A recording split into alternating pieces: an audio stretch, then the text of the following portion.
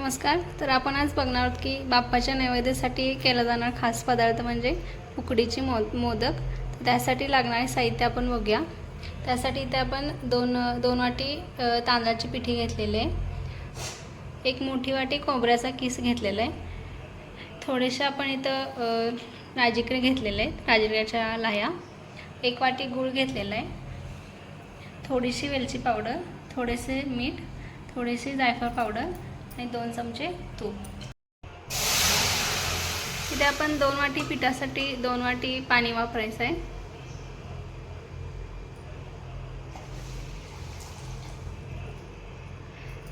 हे पाणी थोडं गरम झालं की यामध्ये थोडंसं तूप आणि थोडंसं मीठ घालून घ्यायचं आहे.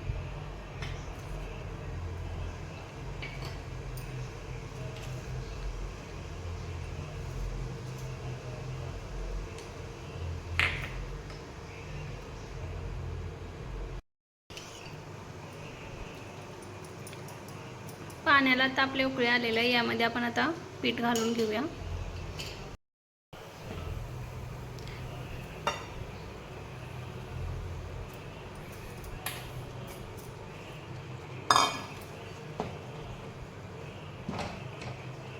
आपले जेवढं पीठ घ्यायचं आहे त्याच प्रमाणात आपल्याला पाणी सुद्धा तेवढंच घ्यायचं आहे. त्याच वाटीने तुम्ही ते मोजून घेऊ शकताय. यावरती 2 मिनिटं झाकण ठेवून आपण एक वाफ काढून घ्यायची आहे. पीठ आता आपण परातीमध्ये काढून घेऊयात. थोडं इथं आपण आता गार पाण्याचा हात लावत हे आपण आता पीठ हे चांगलं मळून घ्यायचं आहे. मळून असं घट्टसर मऊ करून घ्यायचं आहे, एकत्र गोळा करून.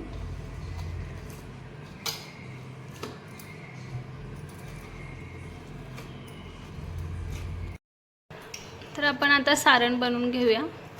त्यासाठी इथं आपण कढई गरम करून घेतलेली आहे. त्यामध्ये आपण आधी तूप टाकून घेऊयात.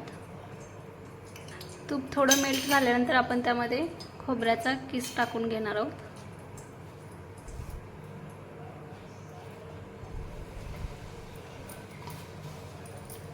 खोबऱ्याचा किस आधी तुपावरती छान परतून घ्यायचं आहे, जेणेकरून आपल्याला ते गूळ घातल्यानंतर ना आपलं सारण खाली चिकटणार नाही.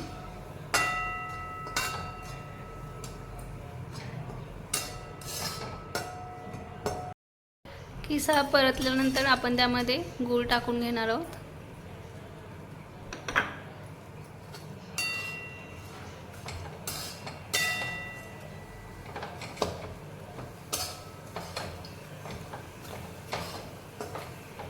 गूळ आता आपण यामध्ये छान असं विरघळून घ्यायचं आहे.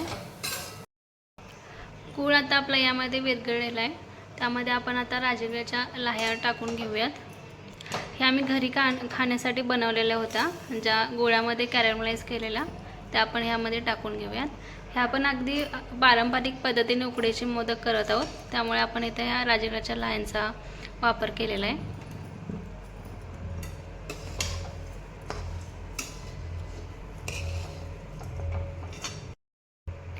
यामध्ये आपण आता जायफळ पावडर टाकून घेऊयात.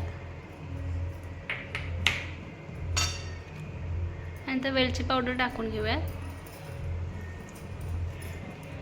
आणि थोडेसे चवीपुरते मीठ. कोणत्याही गोड पदार्थाला म्हणजे थोडंसं किंचित मीठ टाकल्याशिवाय त्याची गोडी वाढत नाही, त्यासाठी आपण मीठ टाकतोय. या सारणामध्ये राजगिऱ्याच्या लाह्या टाकल्यामुळं काय होतं की सारण जे आपलं आहे ते एकदम सुटं होतं आणि मोदकामध्ये आपल्याला ते जास्त भरतासुद्धा येतं आणि याची चवसुद्धा अगदी अप्रतिम लागते. ही अगदी पारंपरिक आणि वेगळी पद्धत आहे. या पद्धतीने तुम्ही नक्की ट्राय करून बघा. हे सारण आता आपलं तयार झालेलं आहे. तर आपण आता मोदक करायला घेऊयात. पाण्याचा हात लावून आपण हे आपली उकड छान अशी मळून घ्यायची आहे, मऊसर करून घ्यायचे आहे. आपण आता मोदक करायला घेऊयात. आधी असं हाताला थोडं तेल लावून घ्यायचं आहे, जेणेकरून ते आपल्याला पीठ हाताला चिकटू नये.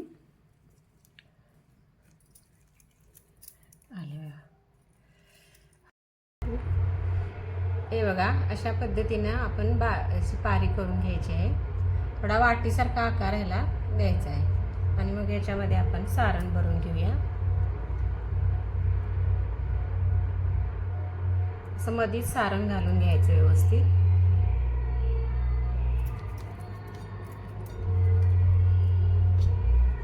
बोटाला तेल लावून असं थोडं आपण ह्या अशा पद्धतीनं कळ्या पाडून घ्या.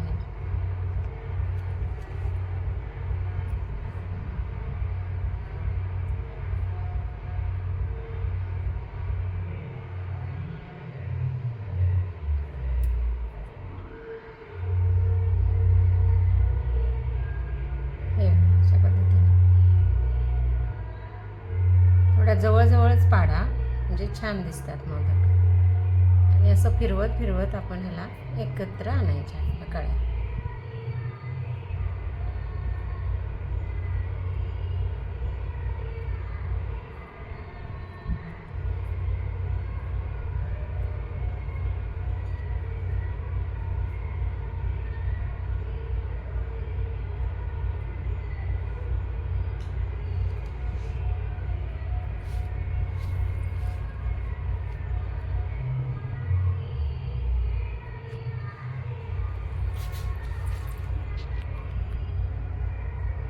अशा पद्धतीने आपला मोदक तयार झालेला आहे.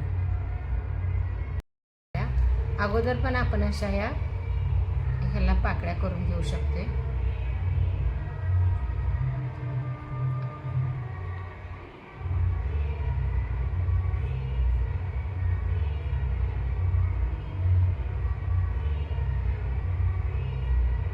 मोदक करताना हेच काम थोडंसं कठीण जातं, त्यामुळं थोडंसं याला शिस्तीत असं करून घ्यायच्या पाकळ्या आणि मग आतमध्ये असं सारण भरून घ्यायचं.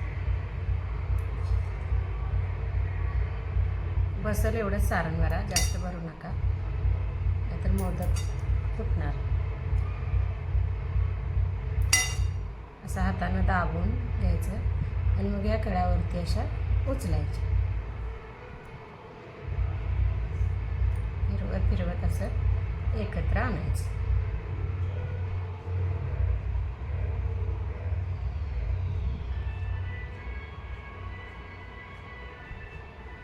अशा पद्धतीनं त्याला एकत्र आणून असं मिटवायचं.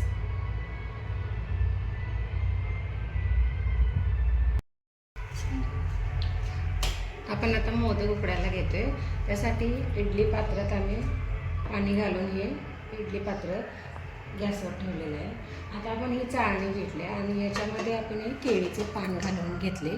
केळीचं पान लावल्यामुळं कसा स्वाद चांगला येतो आणि केळीच्या पानामुळं मोदक एकदम मऊ आणि चांगले होतात. त्यामुळं तेल लावायची काही गरज पडत नाही, तूप लावायची गरज पडत नाही. त्यामुळे आता हे ठेवायच्या अगोदर असं थोडा पाण्यात बुडवून घ्यायचा, म्हणजे फुटणार नाही, मऊ छान होतात. अशा पद्धतीने सगळे मोदक पाण्यात बुडवून आपल्याला असे उकडायला ठेवायचे.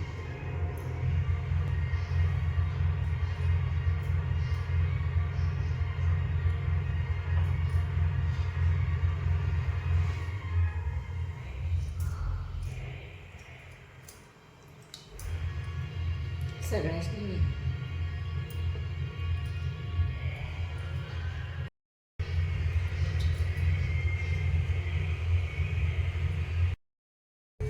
10 मिनिटं झालेले आहेत. हे बघा, आपण आता हे छान मोदक वाफवून घेतलेले आहेत. आता हे झाले तयार. आपण आता गॅस बंद करूया आणि थोडं हे गार झाल्यानंतरच आपल्याला काढून घ्यायचे आहेत. हे बघा, अशा प्रकारे आपले हे उकडीचे छान मोदक आता तयार झालेले आहेत. तुम्ही एकदा हे नक्की करून बघा. छान होतात उकडीचे मोदक. हे चवीला पण छान लागतात. आपण त्याच्यात लाह्या वापरल्या त्याच्यामुळं ते जास्त टेस्टी लागतात. अशा प्रकारे हे सर्व मोदक आपले हे तयार झालेले आहेत. कष्टीला वगैरे तुम्ही हे असे छान मोदक बनवू शकताय.